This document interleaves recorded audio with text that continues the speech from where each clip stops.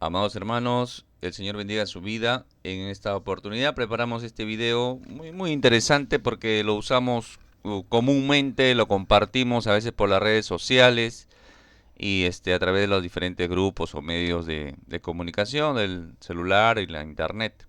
Así que es muy bonito este pasaje de Lamentaciones 3:23, ¿no? Tus misericordias son nuevas cada mañana. Muy interesante, pero vamos a explicarlo un poquito y estoy seguro que va a ser de tu agrado y tu edificación. Así que presta atención hasta el final, amado hermano. Vamos a comenzar explicando un poquito sobre este libro. Este libro fue escrito por el profeta Jeremías. El profeta Jeremías. Es un libro muy interesante, pequeñito, 5 capítulos. Les animo a leerlo de forma completa. Bueno, si tenemos que evaluar al profeta Jeremías desde un contexto de crecimiento o de logros, en cuanto a su ministerio, lo tendríamos que catalogar como un fracaso, ¿no? Porque no convirtió a nadie, nadie se convirtió, nadie le creyó y realmente todo su ministerio y todo su esfuerzo desde el punto de vista de la evaluación de nuestros criterios de crecimiento sería pues un fracaso. Pero en realidad fue un tremendo siervo del Señor y es más, él tiene un sobrenombre, tiene un apodo, ¿no? Ustedes deben saber cuál es su apodo. Él es conocido como el profeta Llorón. Bueno, en lo personal yo no comparto este sobrenombre a este gran siervo porque las lágrimas de Jeremías en realidad son las lágrimas de Dios, ¿no? Se esforzó mucho para que le escucharan, creyeran al Señor, no a él, sino le creyeran lo que el Señor estaba advirtiendo. Un hombre muy apasionado, un hombre muy obediente, a pesar de sus diferentes luchas, ¿no? De la vida y al llamado a que Dios lo- le, le da, ¿no? Pero hay que explicar un poquito el contexto de este versículo. Y el contexto de este versículo es comprender que Dios es un Dios justo. Esto es lo que no comprenden muchos religiosos, ¿no? Dios no comprenden y dicen Dios es amor, Dios es buena gente, Dios es en diferentes lo categorizan humanamente a Dios. Y lo que se olvidan es que Dios es un Dios justo. También esta justicia, lamentablemente nuestra inteligencia no nos alcanza a comprender la justicia de Dios, que no es la misma con la cual nosotros evaluamos que algo es justo o no es justo. Pero en resumen, uno de los grandes atributos de Dios es que es un Dios justo y por ende juzga con justicia. El pecado siempre trae malas consecuencias, siempre trae malas consecuencias y eso hay que entenderlo también. Y Dios estaba advirtiendo a su pueblo a través del profeta Jeremías que sean obedientes, que hagan caso a su voz, que escuchen lo que les estaban diciendo, ¿no? Y ellos no quisieron escuchar. Y por contrario, hicieron alianzas paganas, sus sacerdotes, sus líderes se desviaron, confiaron más en la palabra de hombres, la idolatría, etcétera, etcétera, etcétera. Entonces, Dios usa al imperio babilonio para traer para ajusticiar a Jerusalén y al pueblo de Israel.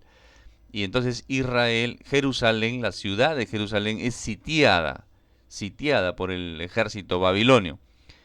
Cuando se habla de sitiar en la escritura, ¿no? Bueno, explico un poquito el término, es rodear una ciudad con un ejército, rodear una ciudad y un sitio a una ciudad podría durar meses o años incluso, ¿no? Meses o años. Es como la guerra de Troya, más o menos que dura como 10 años.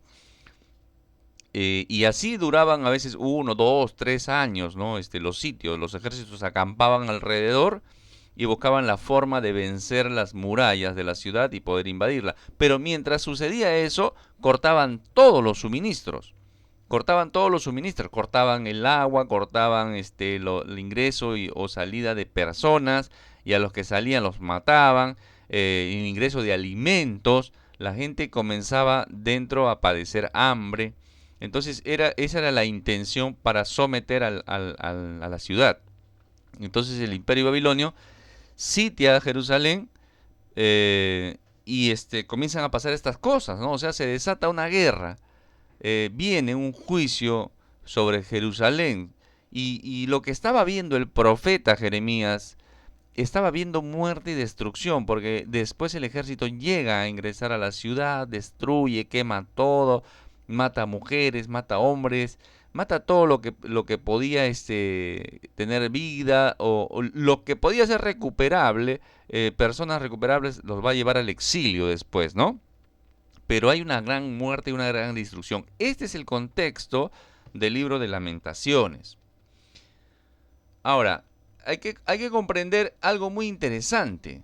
Se habla de cierto canibalismo. Miren, Lamentaciones, en el capítulo 2, versículo 20, dice: Mira, oh Jehová, y considera quién has hecho así.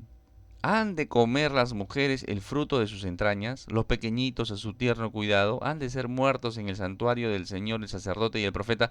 Está diciendo, se comerán las mujeres a sus hijos, a los bebés que están cargando, a sus niños de pecho, por decirlo de alguna manera. Se los van a comer, dice. Bueno, en el 4:10, amados hermanos, y para horror nuestro, ¿no? Las manos de mujeres piadosas cocieron a sus hijos. Sus propios hijos les sirvieron de comida en el día del quebrantamiento de la hija de mi pueblo. Hubo un canibalismo, hermano. Las personas dentro vendían todo, daban todas sus riquezas. Lean, por favor, Lamentaciones, y este estudio le va a traer un poco más de claridad. La gente vendía, se deshacía de sus riquezas por un poco de comida. La gente iba por la calle mendigando, buscando algo con que alimentarse, ¿no? Y en la desesperación, estas mujeres pues cocinaron a sus hijos, ¿no? Y esta es una advertencia que ya Jeremías les había hecho.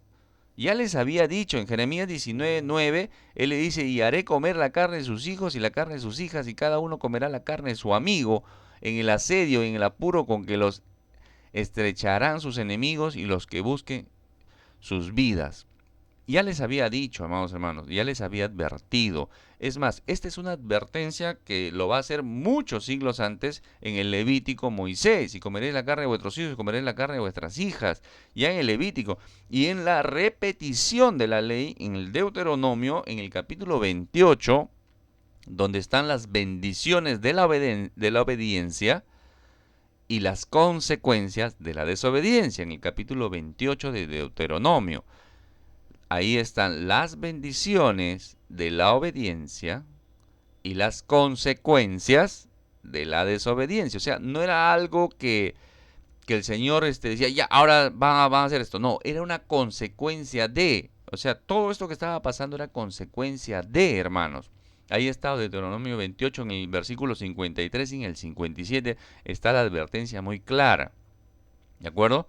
Entonces, este es el contexto, amados hermanos, en el cual se está desarrollando toda esto que está Jeremías viendo: muertos tirados, degollados, mujeres embarazadas, con la panza abierta, una tragedia terrible, terrible. Lo que está viendo él es desastre, casas en llama.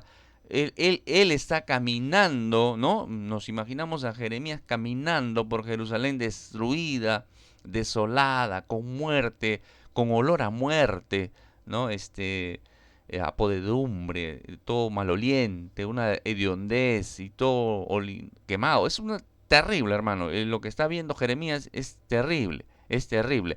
Y en medio de este desastre, ¿no? Es que Jeremías escribe esto, dice esto: por la misericordia de Jehová no hemos sido consumidos, porque nunca decayeron sus misericordias.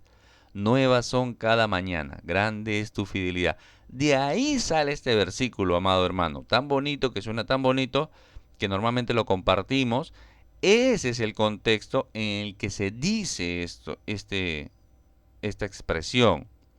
O sea, Jeremías, muy por el contrario de renegar, de despotricar de Dios, de maldecir a Dios, él ve la fidelidad de Dios, ve la misericordia de Dios, porque veía seguramente a alguien que estaba por ahí, que se podía recuperar, que podría sanar, que podía vivir, o gente que iba a ser deportada, ¿no? Iba a ser exiliada. Esto ve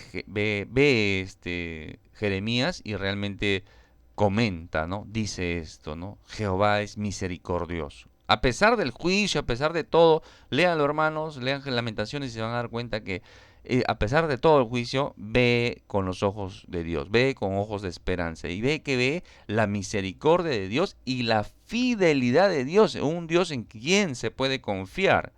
¿De acuerdo? A veces hay personas que no conocen al Señor, incluso personas creyentes también hacen esa distinción entre el Dios malo del Antiguo Testamento y el Dios amoroso del Nuevo Testamento. Y eso no es así, amados hermanos. Dios es el mismo ayer, hoy y siempre.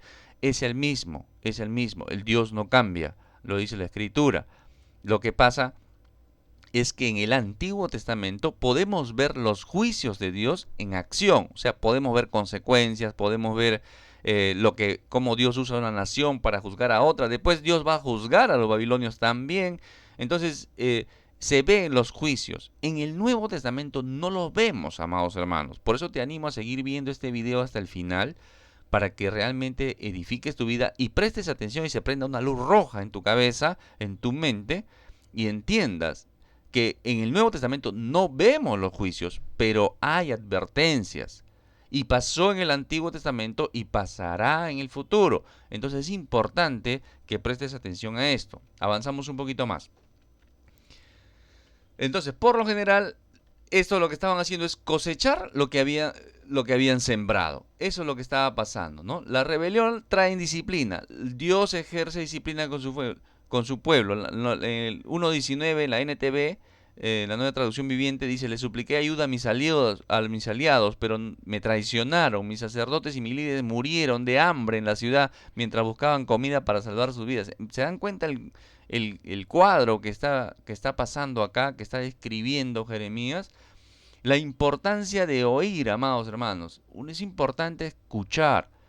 Cuando una nación no escucha, lamentablemente está condenado a sucumbir, amados hermanos. Eso es como nación, como pueblo. Si en algo nos ha ayudado a nosotros es porque en cierta forma somos conservadores en cuanto a la escritura, en cuanto a lo que Dios dice. Pero la nación que no escucha, amados hermanos, no se puede ver un buen futuro para lo que viene. Así que no hay que tratar o ser adivinos, ¿no? O ver más allá o ver alguna forma. Simplemente el no oír, el no escuchar la palabra de Dios trae terribles malas consecuencias, amados, porque entramos en rebeldía. Y toda rebeldía tiene su mala consecuencia. Y miren esta advertencia, escuchen y lean acá en 2 a Timoteo, capítulo 4, del 1 al 5. Escuchen, atiendan. Cuando Jesucristo venga como rey, he usado la traducción del lenguaje actual, me gustó. Dice: juzgará a todos, tanto a los que estén vivos como a los que estén muertos. Por eso pongo a Dios y a Jesucristo por testigo de lo que te ordeno. Tú anuncia el mensaje de Dios en todo momento. Anúncialo aunque ese momento no parezca el mejor. Muéstrale a la gente sus errores. Corrígela, anímala, instrúyela con mucha paciencia, porque llegará el día en que la gente no querrá escuchar la buena enseñanza. Al contrario, querrá oír enseñanzas diferentes. Por eso buscará maestros que le digan lo que quiere oír. La gente no escuchará la verdadera enseñanza, sino que prestará atención a toda clase de cuentos. Pero tú, Timoteo, y nos habla a nosotros también ahora, mantén la calma en todo momento, soporta los sufrimientos y anuncia siempre la buena noticia, anuncia siempre el evangelio. Haz bien tu trabajo. Interesante esta última epístola que escribe el apóstol Pablo, dicho sea de paso. Muy interesante esta llamada de atención. ¿En quién podemos confiar? ¿Qué vio Jeremías? La fidelidad de Dios. Dios es fiel, amados hermanos. Dios es fiel, fiel para juzgar. Él busca el arrepentimiento y la confesión. El mismo Lamentación dice: ¿por qué se lamenta el hombre viviente? Laméntese el hombre en su pecado. O sea, ¿por qué se lamenta? Ay, qué desgracia, cómo nos han matado, cómo nos han invadido, cómo se ha muerto, cómo... Entonces estaban quejando. No, ¿en qué tenían que lamentarse? En su pecado. Escudriñemos nuestros caminos y busquemos y volvamos a Jehová. Levantemos nuestros corazones y manos a Dios en los cielos. Esa es la actitud, amados hermanos.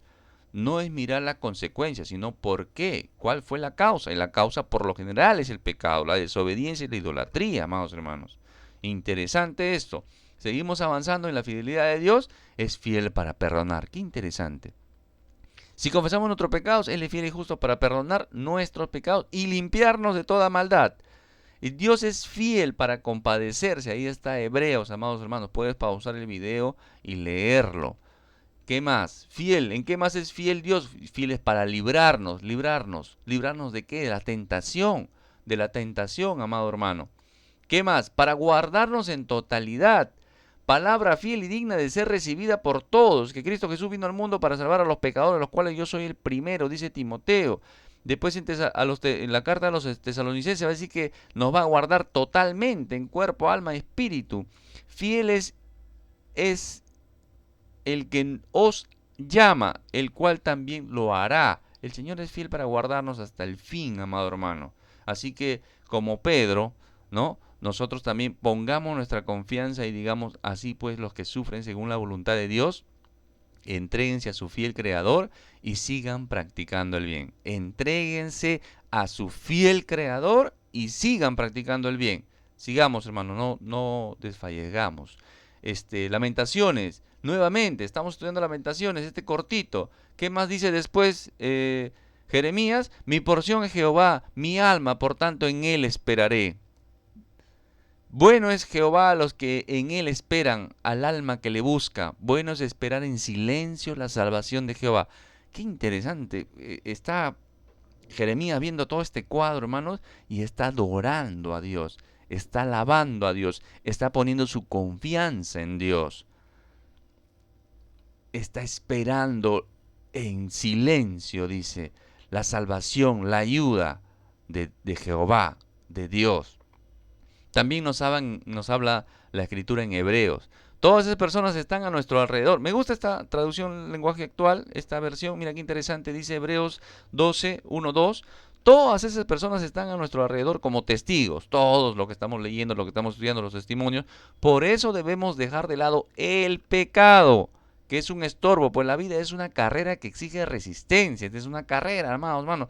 Esto no es un pique, es una carrera constante. 2. Pongamos toda nuestra atención en Jesús, toda nuestra atención en Jesús, pues de Él viene nuestra confianza y en Él, quien hace que confiemos cada vez más y mejor. Jesús soportó la vergüenza de morir clavado en una cruz porque sabía que después de tanto sufrimiento sería muy feliz. Y ahora se ha sentado a la derecha del trono de Dios. Qué interesante, hermano. Es muy, muy interesante lo que nos dice la Escritura. Voy a citar acá a un teólogo, Birce. Dice, es difícil esperar en el Señor. Es difícil. Nuestra naturaleza caída anhela actividad y por lo general lo que hacemos solo empeora las cosas. Jeremías esperó en Dios, confió en su misericordia y dependió de su fidelidad. Qué interesante esta expresión, hermanos. Qué interesante. A veces nosotros tratamos de ayudar a Dios. Miren lo que pasó con Sara y Abraham. Y su sierva Agar. A veces nosotros empeoramos las cosas o ponemos nuestra confianza en el hombre. O de repente estamos poniendo tu confianza en las riquezas, ¿no? O de repente estás poniendo tu confianza en tu cuenta bancaria. En cualquier otra cosa, hermano. Eso es idolatría. O de repente tienes una mala situación. O de repente un problema de salud, un problema familiar. Dice Jeremías, esperó en Dios y confió en su misericordia y dependió de su fidelidad, amado hermano. Interesante, interesante. Bueno, estoy seguro que ha sido de tu edificación, pero los que confían en el Señor renovarán sus fuerzas, volarán como las águilas, correrán y no se fatigarán, caminarán y no se cansarán, amados hermanos. Fue con ustedes Jorge Ocampo, siervo del Señor Jesucristo. El Señor bendiga tu vida grandemente, amado hermano.